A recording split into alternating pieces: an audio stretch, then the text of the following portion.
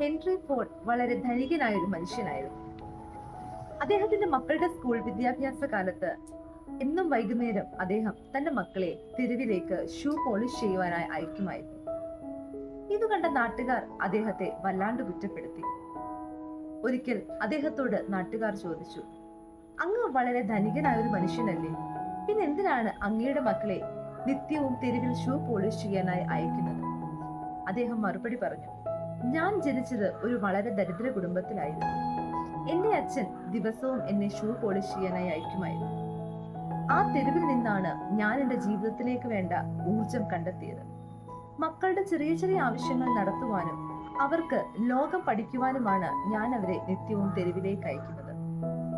അന്ന് shoe polish ചെയ്ത ഞാൻ ഇന്ന് ധനികനായി മാറുകയും എന്റെ അടുക്കൽ ഷൂ പോളിഷ് ചെയ്യാൻ വന്നവർ ദരിദ്രരായി മാറുകയും ചെയ്തിരിക്കുകയാണ്. ഇതാണ് ഹെൻറി ഫോർഡ് ആ നാട്ടുകാരോട് പറഞ്ഞ മറുപടി. നമ്മുടെ വീട്ടിലെ ചെറിയ ചെറിയ ജോലികളിൽ നമ്മുടെ മക്കളെ പങ്കാളികളാക്കണം. എന്നാൽ മാത്രമേ അവർക്കുണ്ടാകുന്ന സുഖങ്ങളും ദുഃഖങ്ങളും ഒരുപോലെ അവർക്ക് പങ്കുവെക്കാൻ സാധിക്കുകയുള്ളൂ. കുടുംബത്തിലെ സുഖങ്ങളും ദുഃഖങ്ങളും അറിഞ്ഞിരുന്നെങ്കിൽ മാത്രമേ മക്കൾക്ക് സമൂഹത്തിൽ അത് ഒരു അടിത്തറയായി മാറുകയുള്ളൂ. സമൂഹത്തിലെ പ്രതിബന്ധങ്ങളെ അതിജീവിക്കുവാനുള്ള ഊർജം അവർക്ക് ലഭിക്കുന്നത് അവരുടെ കുടുംബത്തിൽ നിന്നാണ്. അതുകൊണ്ട് നമ്മുടെ മക്കളെ സാമൂഹിക പ്രതിബദ്ധതയുള്ളവരാക്കുവാൻ വേണ്ടി നമ്മുടെ കുടുംബത്തിലെ സുഖങ്ങളും ദുഃഖങ്ങളും അറിഞ്ഞ് വളർത്തണം. Good thoughts, good life.